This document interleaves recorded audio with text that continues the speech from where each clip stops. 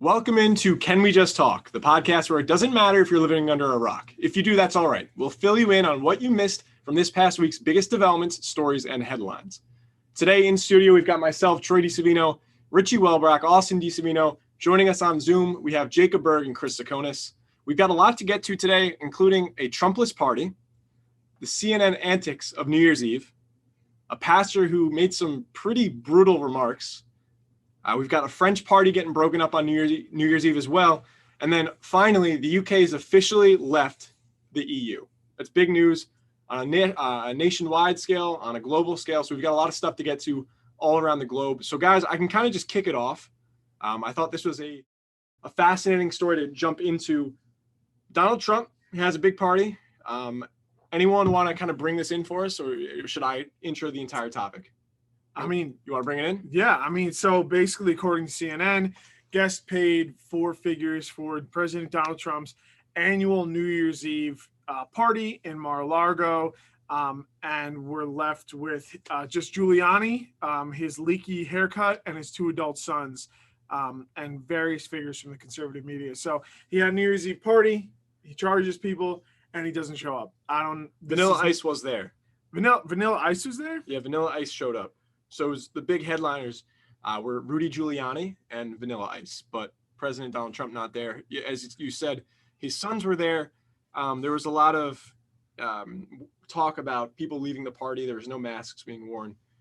So another one of these super spreader events. But guys, are you surprised that Donald Trump threw a big party and then just bailed on it and didn't show up and kind of left all of his guests, dry? I'm definitely surprised at the capacity. I was looking at the article where it says, they had 500 people there, and just the ballroom capacity itself was 700. So, not even really an attempt to kind of cut that down, or at least you'd think that, maybe they're not going to, follow the tightest restrictions, but you'd think they might at least try to limit the guest list at a time like this. But I guess, they didn't really do too much of that. And I know they were talking about, that the guest list itself was limited because of rumors that Trump wasn't going to be there. But I guess I'm not super surprised. I mean, it does kind of seem like kind of a dangerous event. I know the president has already gone through having COVID, so I'm sure he doesn't really want to put that risk out there again. Yeah, I just don't understand the mindset of someone who decides it's a good idea to go to a 500 person dinner. The fact that the president no-showed, I feel like is kind of irrelevant. The fact that, we're in month 10 of the pandemic now in the United States, and there are people who still look at a 500 person indoor gathering and think, oh, this looks like fun. Let's go hit it up. And not caring whether or not they either get COVID or, more importantly, spread it to someone else. I don't know. That just kind of blows my mind. It's like these people are living in an alternate universe. You could talk about what the layout was of the party. Not sure if you guys saw, but there was, your traditional banquet. So they had a table set for 10 people. There was no social distancing involved. So think about, you go to a wedding, you have those big round tables, you sit with 10 people. That's what they were doing here. I mean, it doesn't say anything about masks, but do you really think anyone's wearing a mask at this party? No, it does. It said that most people didn't wear masks. Most people leaving the party were not wearing a mask. So therefore, you have to think, I don't know if they had pictures inside the party. I don't think anyone was really going to be wearing them inside the party as well. Yeah, why would they? Yeah. So, and especially you're sitting at a table, you're eating the dinner. It says they had Wagyu beef. Is that how you say it? Wagyu. Yeah. Wagyu. So there was a nice dinner, but Wagyu. It's kind of that, and this is funny because this is the same idea that you see when people are at a sporting event and you're sitting in the stands. You have to leave your mask on except for while you're eating, because COVID, you can't catch COVID while you're eating as long as the mask is off. It's like the germs. No, it's like the 5-second rule. You can't, germs can't touch the food if you drop it on the floor until 5 seconds pass. Same thing with the mask. They have to wait until you're done eating, and then you have to put it back on, and you're fine. Well, if you don't have it on for 5 seconds after you're finished eating, then they come in. Well, that is not proven by the CDC. Isn't this just a metaphor for his presidency? He was elected to be president and he didn't show up. He said he was throwing this party and he didn't show up. And I mean, you guys know what I'm going to say. I feel no sympathy for any of these dumb people that paid $1,000 to go to something to see evil people, and then the evil people didn't show up. It's like, who cares? I feel like the better metaphor for this would be Donald Trump showed up for his presidency, and it was a mess. The equivalent of this would be he showed up shirtless on horseback on the table, took shits all over everywhere. That would be more equivalent. Him not showing up as president, we might have been in a better circumstances. Yeah, probably. We might not have done such harmful things globally. Jacob, your thoughts on Trump not showing up? Well, I just wanted to add, there's one notable thing you missed here. So you mentioned that Vanilla Ice made a performance. The other band that made a performance was called Berlin. And, they are, it says, I had to Google it. It says here they are a new wave band formed in 1978. So that means that the only person here that's heard of them is probably Chris. Chris is old. Chris doesn't like that young people music from the 70s. Does it surprise anyone that they couldn't get like any current artist to perform? No. I mean, no one really likes Trump in Hollywood. I also think Kid Rock's a big Trump fan. I know that, right? I don't know, but I'm sure that I don't think anyone would risk their lives to listen to Kid Rock in person. I mean, like that's the equivalent of like risking coronavirus. That's like risking coronavirus by going to a Waffle House, but with music. It doesn't make sense. That's worth it. I think these two guys actually just went to Waffle House a week ago. No. To pick up. That's not true. Ago. But I think it's like, he was probably afraid. He knew there was going to be press there. He knew people were going to ask him questions. And he is a small, scared man. And this is what small, scared people do, is they avoid confrontation, they hide, and they send out incoherent tweets that are now being marked as false and misleading information. So the demise of Donald Trump has been very interesting to see. And none of it's been surprising. Like him not showing up to this, if there was a betting line, like Chris, you were talking earlier about how you, lost a betting line. Like the betting line for this would have been a heavy favorite would be no show. Like you would have made a lot of money if you bet on him showing up and he actually showed up. It's not surprising. And frankly, if you went there thinking he was going to show up, you're an idiot. You're an idiot for going to a big party and for expecting that. You're a double idiot. Who's paying that much money for it? Idiots. What people rich are like idiots. Rich people. Why? Because they like Trump. They're rich, and that's why they were so bummed because Trump didn't show up. They just had to talk to Trump's, subpar sons that I won't get into them, but they're kind of. Wow, there's tortellini here. This is fancy.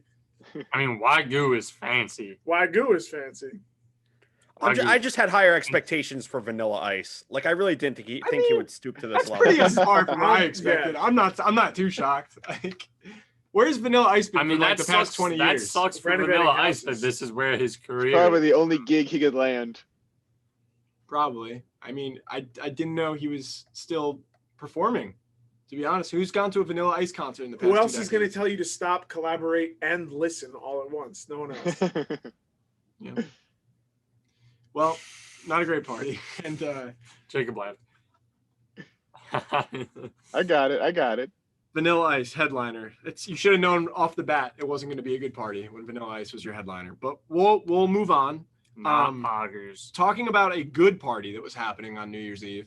I don't know if you guys watched as we waited for the ball to drop, but Anderson Cooper has his signature New Year's Eve, celebration on the air on CNN with Andy Cohen, like they do every year.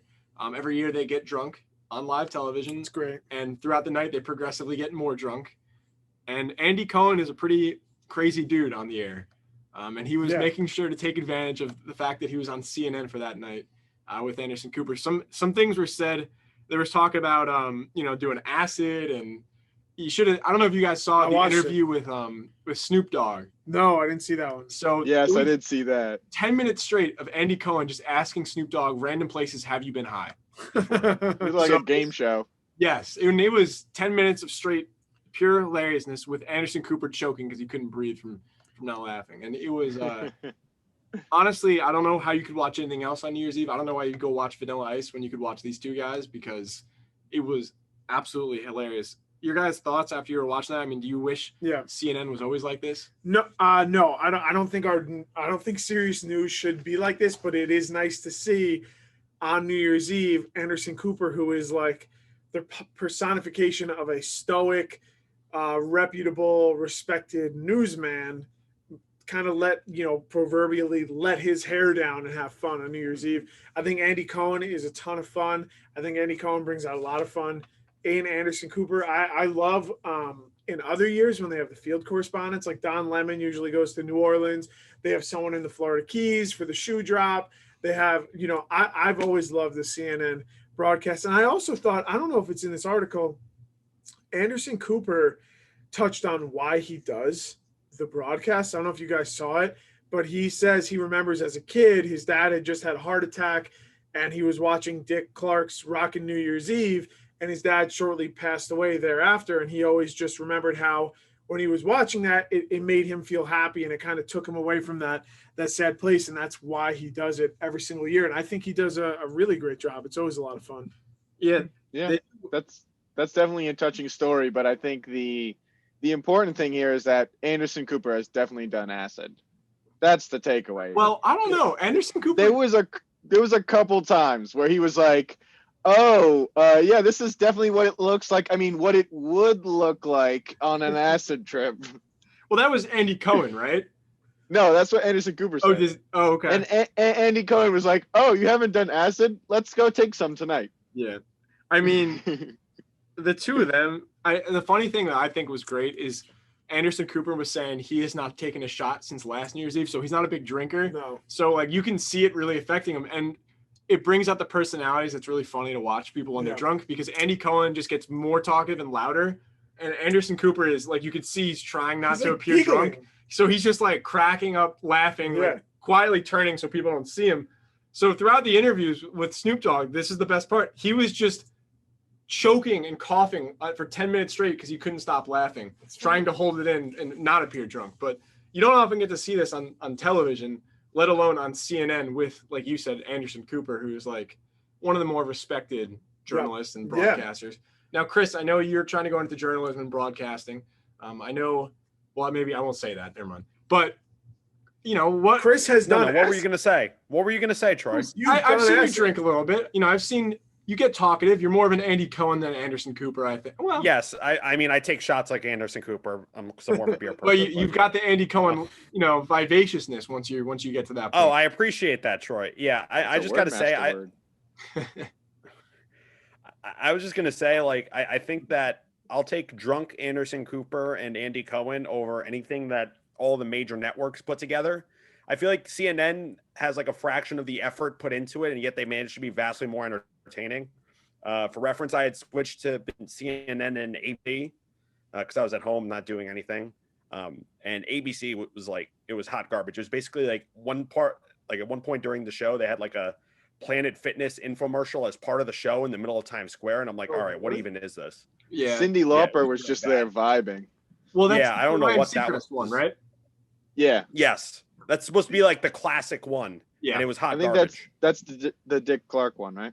Yes. Yeah. And that's what's so great about the CNN one is that they're not trying to do anything different than these two personalities. Like the personalities carry the show, whereas with the other ones, it's like, let's bring on talent and let's do pizzazz and shiny things and confetti. Whereas with the CNN one, it's just like, we're going to be doing shots. We're going to be asking celebrities questions about their year, and we're just going to have a good time. And that's what most of the people are doing on New Year's Eve. Like, we're not out at parties watching Pitbull perform or Cyndi Lauper just vibe in Times Square. Like, we're all just sitting around having a good time, having conversations. And I think that's why we connect so much with Andy Cohen and Anderson Cooper. At least me, I can only speak from my experience. I kind of, this experience and what you see how they do it every year, it makes me wish, and I think this is why late night television is doing so bad, because it seems so scripted and stale.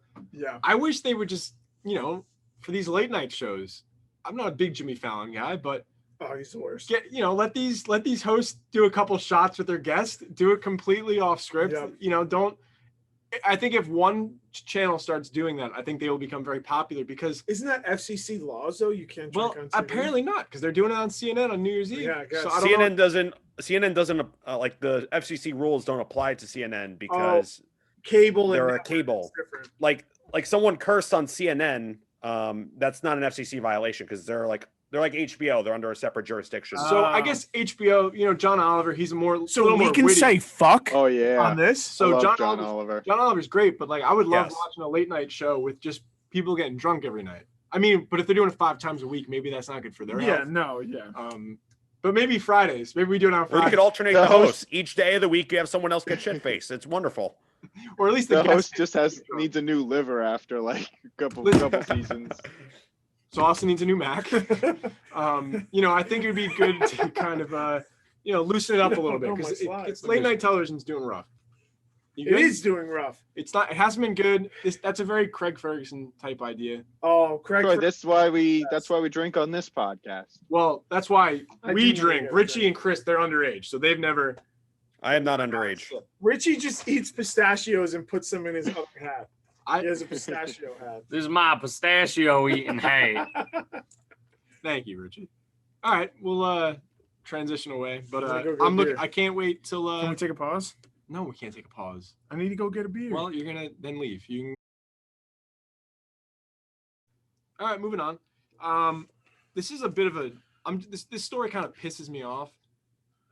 It's about a pastor. He made some really shitty remarks this past week. I'll kind of I'll do a bit of an intro for our podcast listeners as we kind of ramp these things back up after we took a short break. So as I was saying, a pastor this past week made some really unthinkable remarks about a reason for why someone had passed away while they had COVID. And it's just kind of despicable. It's not, I mean, for someone who's supposed to be a man of God, no matter what your religion is, this is just, it doesn't seem right. So lead pastor of Michiana Christian Embassy, Reverend Jeffrey Whitaker, presided over the funeral service of 71-year-old Les Tom on December 13th. This article just came out a couple days ago, so I guess it's starting to vamp up and people are seeing it. But YouTube footage of the service shows Whitaker taking a swipe at coronavirus safety measures across the country and questioning why people did not attend in person. So he was wondering why people weren't showing up to the funeral in person. So, I'll kind of jump to the big heavy hitter of what people are so upset about. And he talks about why this person had passed away due to COVID. And he said, he, as in Les, died of COVID because he's weak, because he has no faith. Not because this, COVID disease has caused nearly 400,000 deaths in the country alone, but this reverend seems to think because this man had no faith in God is why he passed away. It's pretty despicable. I think the fact that he did this at this man's funeral is even more despicable for a guy who has no right and no ability to stand up for himself. At a time where we're supposed to be, respecting the passing of this man and his life, this reverend is taking a shot at this man's faith. Keep in mind, this man was having his funeral in a house of God. So, obviously he must have had some faith. He took the money. He took the money for the funeral. Yes. So, one of the big things about the Christian religion, and this, I'm sure this is universal for many religions, it's the fact that, people are not supposed to be judging other people based on their religion. It's always comes down to the end of the day, God is the ultimate judge. He will make those judgments. Yet here we have a reverend making that judgment on a person at their funeral where they cannot possibly defend themselves and speak up for themselves. And it just seems so wrong. Like, I can't believe this happened. Yeah. And this is something that got caught on camera. Imagine what's not being caught on camera in places of worship all over the country, no matter what the denomination is. And I think anything taken to an extreme is dangerous, whether it's politics, whether it's religion. Heck, it could even be sports fandom. It could be music fandom. Like, look at what, John Lennon was killed. Anything taken to an extreme can be dangerous, especially when it comes with a built-in power system like religion brings, right? It has a built-in power system. And now the article that you sent with Newsweek, some of the other parishioners say like, oh, he's kind of tongue in cheek. He's not really like that. Sometimes he doesn't say what he means. Like, either of those options are terrible, are terrible. Either he doesn't know how to read a room as a pastor and doesn't know what's appropriate, which is bad in itself, or it's the other one where he was actually saying that. And again, it's horrible. And it just shows the allergy that some Americans have to science and to facts is deadly in this case. And bringing people together. And again, like you were saying, the person that passed away, sadly, to COVID, was having their funeral held at their place of worship. So, this pastor took the money for the funeral. He took the money, he welcomed people in, but then he said this person have enough faith. He has enough money, but they don't have enough faith for you to do a good funeral. So, I mean, which is it? Is that really religion, or is that running a business? At the guy's funeral. Yeah. Like, say what you want privately. Don't if you say have that privately. Well, if you have these thoughts privately, you're entitled to say, I mean, you're going to get backlash, but of all places to do it, at this man's funeral where his family is there, yeah, you're going to speak poorly about him. I mean, this family's already grieving, and now you're bringing into question. He's an authority in a lot of these people's lives, I'm sure, because he's a religious authority to them. So now this family is not only dealing with the grieving loss of a family member, but also the fact that the person of authority in their church is telling them that this man was not faithful enough, and now they should be worrying about his afterlife of what's going to happen to him. It's just, it's despicable.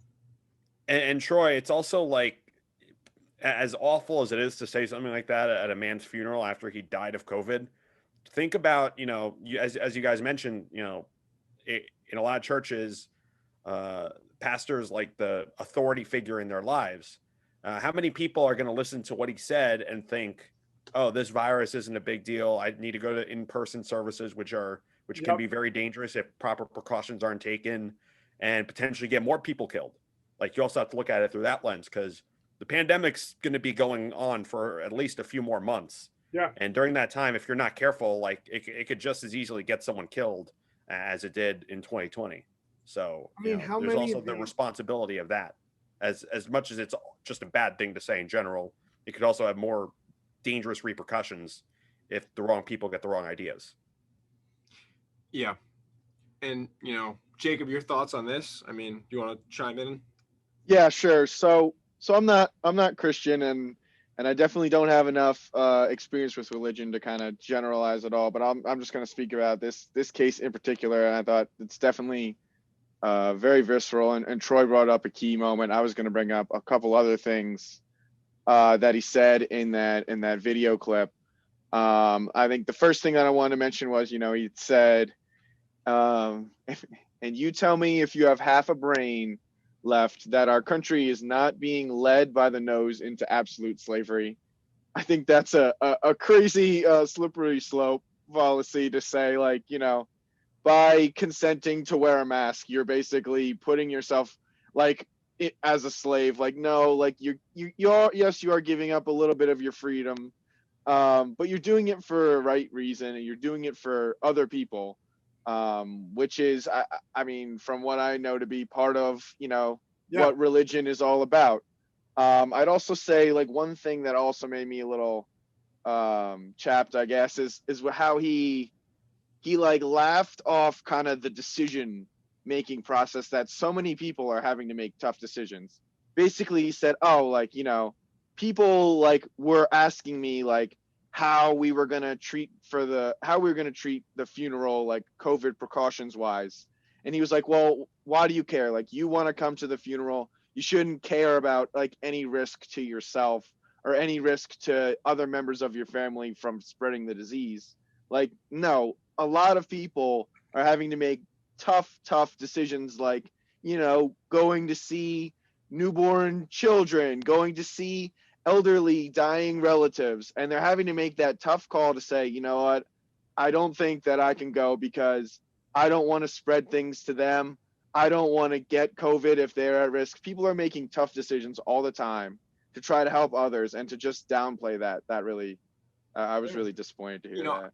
I don't it doesn't really matter what religion you follow, or if you do not follow religion at all. I mean, if you think there is a higher being, you think there's a God, how can you and this is with the assumption that we all understand that masks do something. They do help stop spread coronavirus to some extent. Maybe they're not perfect, but they do help. And, every health authority has come out and said that and backed that. So if you take that into account, and you take the fact that there's a higher being in account, what higher being would rather you show that you don't wear a mask than say, I'm okay with losing 400,000 Americans to a disease? A higher being that cares more about money than they do safety. So yeah, I mean, that's the only, but even then, where's the money? Well, when you have mass or when you have gatherings, it depends on what the church that you're going to values more. Like you see some churches are like, we are going full virtual. It's going to be, you can watch the mass. It's all about safety, this and that. And they're going for safety. In other places, like the big mega parishes, yeah, like all these people that it's a business to them that they're not paying taxes on. It's about the money. It's just, I mean, I don't see the argument where you can make. It's like, if maybe, and this is ridiculous because this has been proven for this entire time, seemingly, if maybe there was some doubt about whether or not they actually did anything, which again, show one piece of science that shows that masks are useless. They're not perfect. Obviously, you can still get COVID when you're wearing a mask. It's lowering the opportunity of getting it. It's just like there's no higher power, if you believe in a God, that would be okay with that many Americans, that many people dying. Well, I mean, it's at the end of the day, it's like, how are you? In no way does this mask affect whether or not you should be going to church. Well, I just don't understand how it affects your faith. Because it's not about faith. Ultimately, in certain situations like this, it's about control, it's about power, it's about money. And I think, Jacob, you brought up an interesting thing about like being led into slavery. I take such offense to when people are like, oh, the government's now controlling you. It's like, do you not know about taxes? Do you not know about seatbelts? Do you not know about fucking laws? Like, the government wanted to control us. Testing us if we would wear masks is not how they would do it. Like, you're not opening our eyes to some giant fucking conspiracy because you're like, wow, the government said to wear masks. It's like, no, the government tells us to do a lot of things. You carry around a little device that tracks your every movement and every single thing you do. It uses your face to open. It uses your face to open. If you don't have an underlying health condition that actually makes it harder for you to breathe with a mask, like that is, if you don't have an actual doctor's note saying that is the case, but if you just say that I'm not going to wear a mask because it makes it too hard to breathe, get the fuck over yourself. Yeah, that's really the thing. Why does the world revolve around you? It doesn't even do that. It doesn't even do that. Like, I wear a mask everywhere I go. I even wear a mask. Like, I broadcast Rutgers games at, indoor and outdoor stadiums. I broadcast with the mask on. I have zero problem breathing. I have zero problem projecting my voice. It's such BS. It's just people don't want to do what they're told. Obviously, doctors have been wearing masks in surgery for so long. And the masks the doctors are wearing are way more uncomfortable than the ones that 99% of the public is wearing. There are obviously some extreme cases where people do have extreme asthma. And stay home. Yes, but those aren't the people who are complaining. The people who are complaining are, I'm not going to get into the actual demographics. And I know. We know who it is. The people who have no reason to complain, it's just they don't want to look like it's a symbol. And those people are just so ridiculous. And just try to be a little selfless where you put, another person's health over your lack of comfortableness when wearing a piece of cloth over your mouth. Like, I could go on a big rant about this is the problem with America. We're an individualistic society and we can't put our individual needs aside for others, but I'm not going to do that. But like, just think about it. Would you rather try, Troy, if I told you I was going to try to pee on you, would you rather me be wearing pants or no pants? Because if I'm wearing pants, it's going to be harder for me to pee on you. Same with your spit. It's going to be harder for you to spit on me if you're wearing a mask. Okay. Just wear a fucking mask. Get over yourself. I'll just say this. If someone has a medical condition that's bad enough to make them like not be able to breathe with a mask on, I don't think that person would like having COVID very much. No, because COVID is not a disease that's easy to breathe with. So like they should probably take that into consideration. But 95% of the time when someone says that, it's just BS and they're trying to get out of wearing a mask. I feel bad for the 5% though that actually do have, who have outstanding circumstances that. Yeah. You had that. Well, those people, if I'm being honest, those people probably shouldn't be going out at all. No, they probably aren't going out. And they're probably not, like, or if they have to, they're probably scared. Because if you have that underlying condition, that's not, oh, I was fine until COVID-19 showed up. It was, no, the flu is going to hurt me. A lot of normal things are going to hurt me. Yeah. And it's just. Do you want to hear about something that might piss you off more too? Yes. Well, so, as we continue on with the New Year's Eve talk, the New Year's talk. Well, you got to chime in a little bit. Do you want to talk? I was going to chime in earlier. You got to sit up now too. There you go. Now it has. No, go ahead. No, so everyone, shh. Go ahead. moving over to a bit of a, I don't know, it's not funny. It's not a funny story, but a little less harsh than a pastor, besmirching someone on their deathbed or actually after their death. What? Nothing. All right. So this is a pretty big disgrace for what was happening over on New Year's Eve. But for once, it's not the United States messing up, so that's kind of nice. But over in France, on New Year's Eve, there was a giant party. Apparently, over 2,000 people gathered at a very, very large gathering in France. This broke a lot of rules, a lot of laws. That's a really, really big party. We talked about last time about a 14-year-old's birthday party on a bus? That was like 30, and that was a lot. This is over 2,500 partygoers. So in a New Year's Eve rave in the region of Brittany in France, there was a very large party despite the government's strict coronavirus restrictions and the national nighttime curfew. So there was laws saying no parties this size. There was also laws saying no being out past this time. So it was a bit of a catastrophe on there. Police vehicles were set on fire. 3 other vehicles were damaged. Soldiers were sprayed with bottles and stones, causing minor injuries as they had to break up this party. So I guess it was a bit of a riot. I mean, there was 2,500 people. This isn't a normal party. This is a riot rave. I'll tell you this much, Troy. They don't fucking snitch in France. 2,500 people planning to go to this spot where they're all know that they're not allowed to do that. They didn't tell a soul. Well, I mean, they did. Someone found out and they got broken up. I mean, when they had 2,500 people there, of course they found out. But they didn't find out beforehand. It seems like they did not have enough local police officers to really shut down the event effectively. So I'll tell you, France, they're keeping it honest. And like French people are like in a lot of ways are very similar to Americans in terms of like valuing their personal liberties. And yes. And you'll notice in the article that when the police showed up, they did not exactly disperse peacefully when they were told that they couldn't be having this party and they needed to disperse. Like there was a bit of pushback on their end. I wonder why that happened, Chris. I wonder why 2,500 people weren't just like, all right. Well, no, but they like started a fight with the police. Like it was like more than what you would have expected. Well, I just don't know why.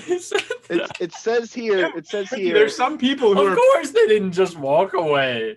Here's a quote. Cars on fire. Is that normal? I'm not saying it. Richie, you're making this sound like that's something anyone would do in this situation. All right, Jacob, read what happened because you've got a good handle on the severity of this. 2,500 people. When you have 2,500 people together, it's just automatic to start lighting cars on fire. Can I just ask?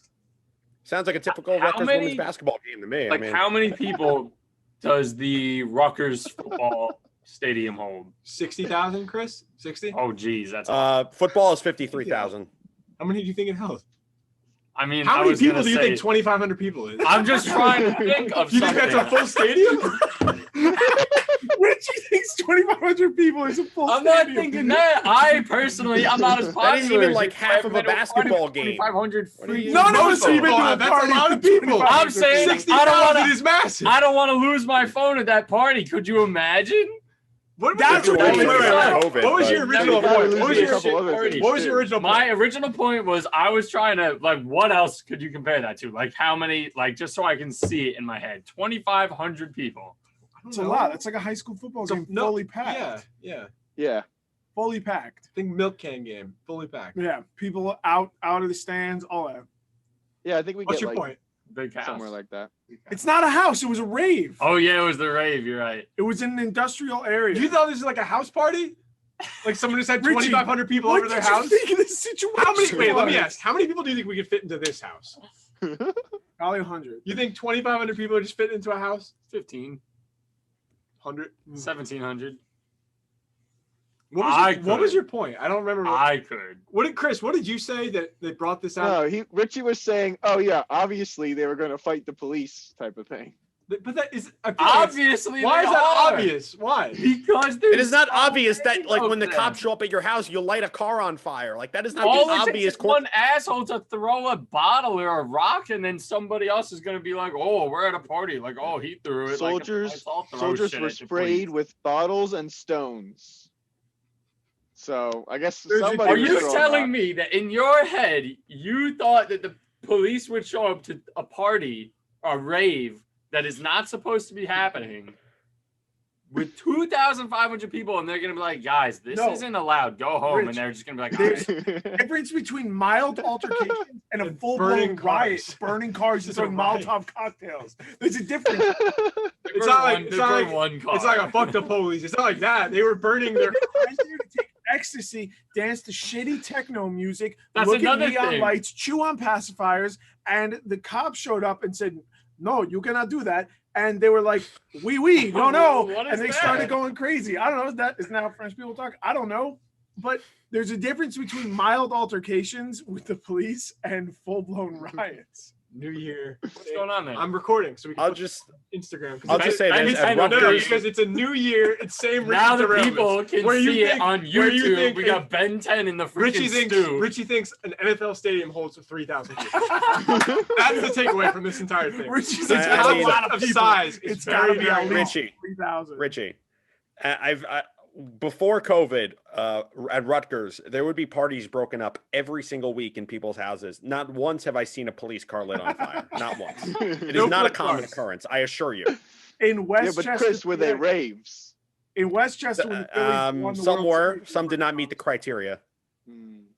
Listen, like this is for perspective, Chris. This is like 2,500 people. If you Saturday night you go to Easton Ave, you combine a few bars, a couple house parties. It's probably about that size, that many people. Yeah. Yes. Like you said, Saturday it can get rowdy. You can see. I mean, Troy, arrested, like you don't see a burnt point of cars. Yeah, I mean, a point of reference would be like if you go to the rack and like there's like 2,500 people at the game, that's enough to fill like the lower bowl of the rack. Like this was a lot of people How many at this people- rave. How many people does the football stadium hold? It's okay. Go back to your pistachio All right, hat, buddy. we'll move Go on. back to We'll your move on. pistachio hat.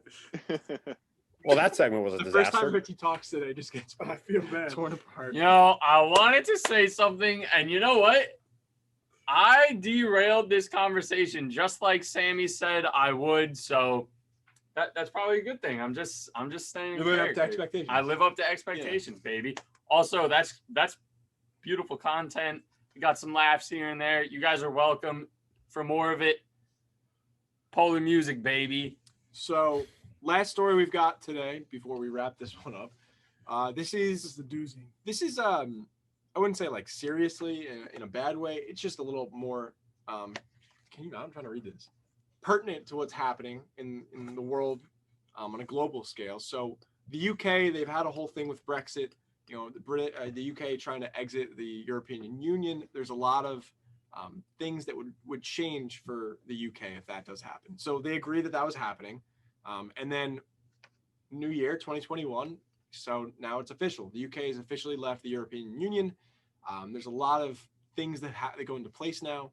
It's a little different for the average citizen when they want to travel between countries inside of Europe now.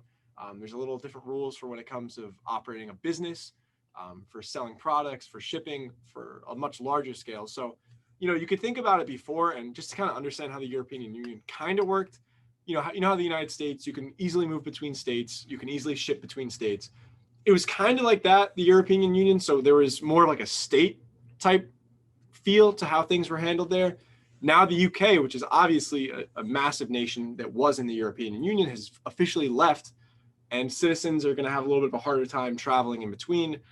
Like I said, companies and businesses, there's going to be a whole different HR approach to how these things are handled. And it's just going to be interesting to see how what this is the plays draw out. to do it? Why did people vote for this? Well, a lot of people weren't happy about it, but there's more control. So you have more control over a few things. One would be border control, I guess. One would be. I think it's trade as well. So, Yeah. the UK can kind of set their own regulations, tariffs, all types of stuff like that. Interesting. So yeah, Brexit was really big. Like, I mean, this conversation's been big for what, like a year and a half, 2 years. It's been going on for a couple years now. I think, right now we're seeing it hit because what happened was the European Union kind of extended. So the UK like said, all right, we're gonna leave. But they didn't say when. And the European Union obviously probably didn't really want the UK to leave. They're a pretty big player as far as the EU goes. So they don't want to leave just for, sentiment with the other countries because, the European Union is so, strong because it is a full group.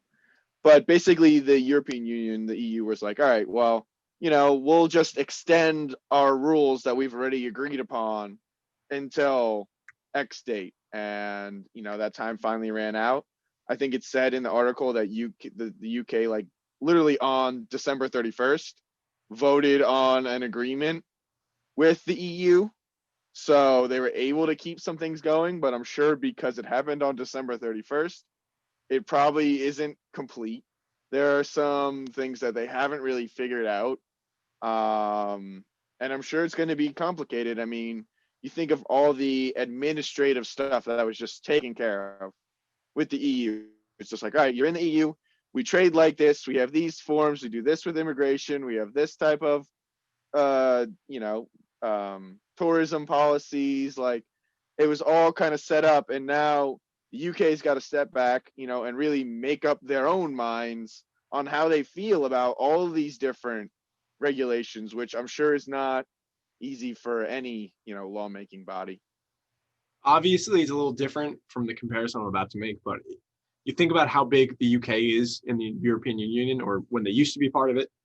This is obviously different because it's the same country in this case, but just imagine a place like Texas seceding from the United States. Obviously, that's a little different since it's the same country, but think about how it would be when you want to travel to Texas, when you want to ship to Texas. Like it just becomes a bit of a headache for people who would have to navigate with that. Obviously, there's benefits, I guess, but critics are saying that it's going to be a bit of a hard piece on the UK economy for a little bit, as the critics believe businesses, small businesses, large businesses aren't fully prepared to deal with the ramifications that come in with this. Like I said, there's a few reasons. One, from an HR perspective, there's a lot of employees who work. It was a lot easier if you work in a company that is spread out across of Europe. So if you have headquarters based out of the UK, you have another headquarters in Germany and France. It's a whole different ballpark now that these aren't part of the European Union, and HR is just a headache. Other than that, I mean, imagine you're on Amazon, your shipping is a little different. Obviously not Amazon, but shipping would be a little different. It's apparently not coming from a country that's part of the EU. So there's just a lot of things that would be really weird to think about. Imagine Pennsylvania not being part of the United States anymore. Not from a political purpose, just for like the logistics of getting in between, and traveling and shipping, just a pain in the neck. Yeah. So we'll see how, some citizens of the UK, citizens of other European Union countries handle this, but it just has to be such a headache, because one of the great things about traveling Europe, the European Union, it could become, pretty easy if you were a citizen in the EU to just travel in between. And now it's, I think the UK won't be the last country to leave. It's just going to become a little bit more split up. Chris, I think 1957, the European Union formed. It was the EEC back then. I know you were watching closely on the black and white telly, as this was huge news as these countries are coming together. You've outlived the European Union. Your thoughts as this is breaking apart? Were you more excited when it was formed, or are you more disappointed when they break up?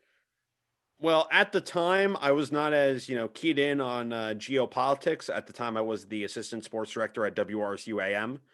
And it's kind of sad, honestly, to see, a system that had been put together and been built up. And, there was a lot of people who worked really hard to make the European Union this big thing. And then the UK decided, we don't want to be a part of it anymore for, whatever reasons it may have been that the referendum was decided that way. Now, the past couple of years, they've had to go through this whole mess of basically renegotiating how their entire economy works.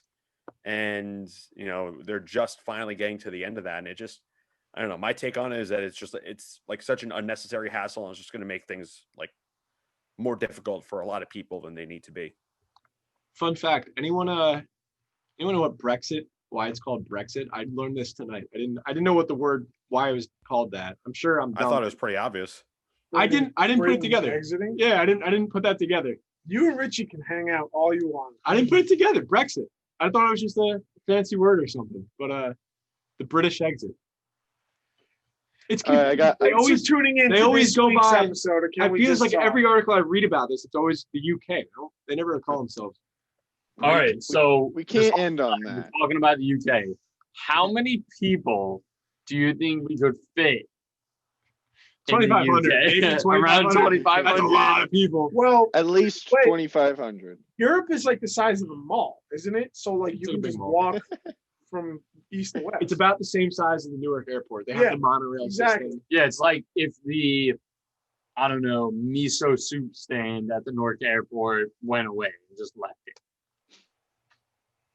Troy One- gets miso soup from the Newark airport all the time. He says it's his favorite miso soup. Well, I usually get, I told this earlier, I don't know how this has anything to do with the EU, but usually I get a peanut butter and jelly from the Newark airport. There was one occasion I was traveling for WRC. I was unable to do so because I was traveling with somebody who was moving very slow through security. Let me guess.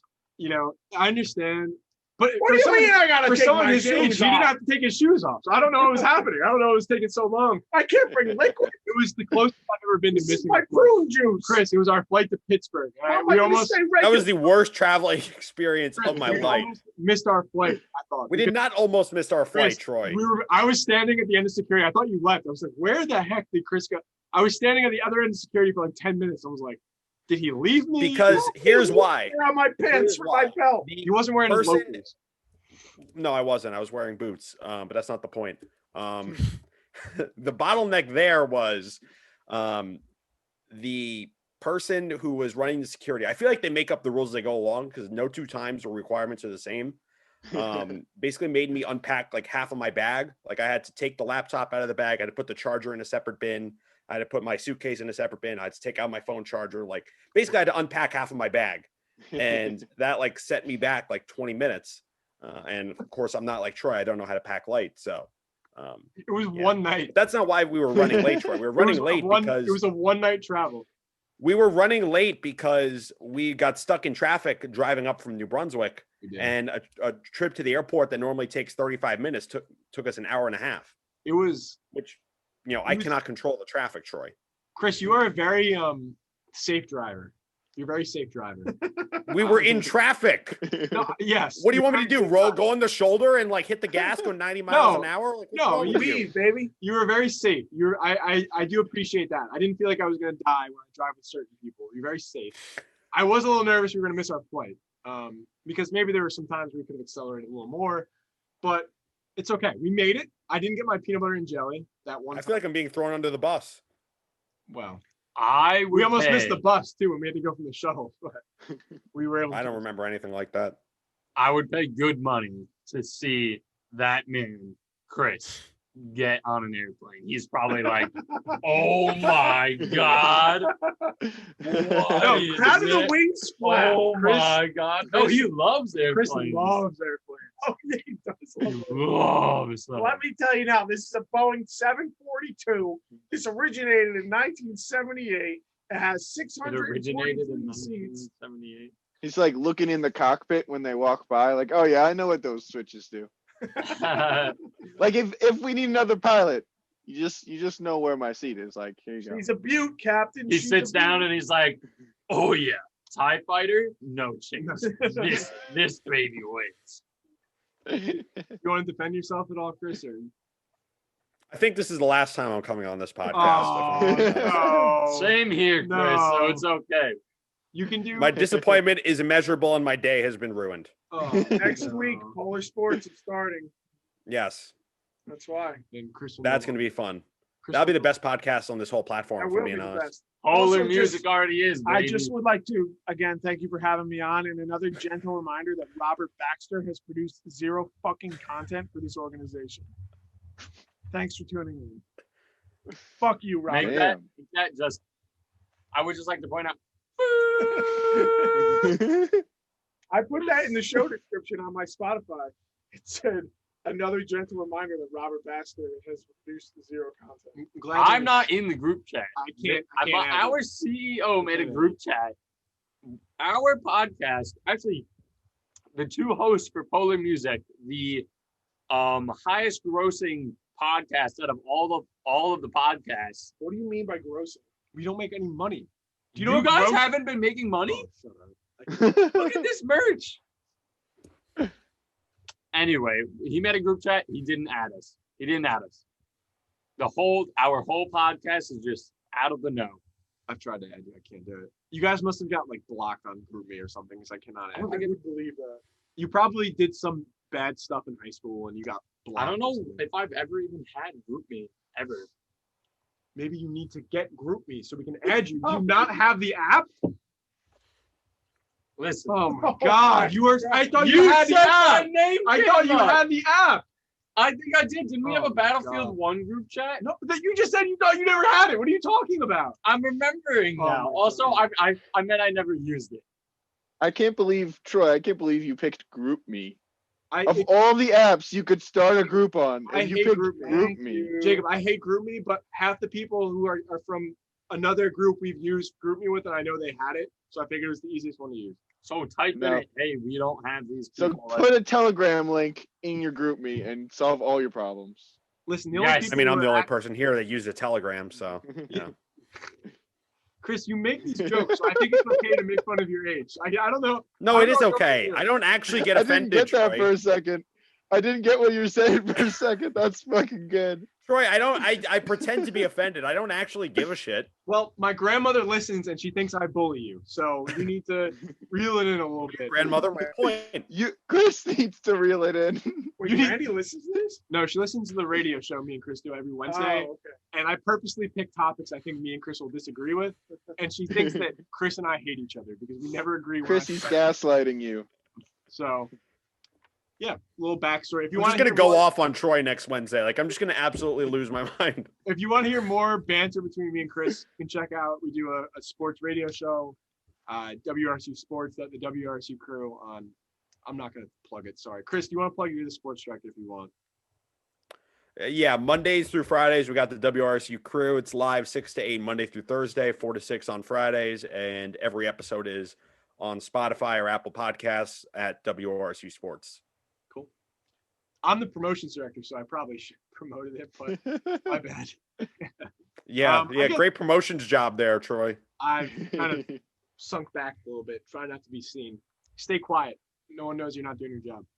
All right, I guess I'll do it for us here. Again, this was Can We Just Talk? I appreciate everyone for joining us. We are excited to put out this first live action YouTube video.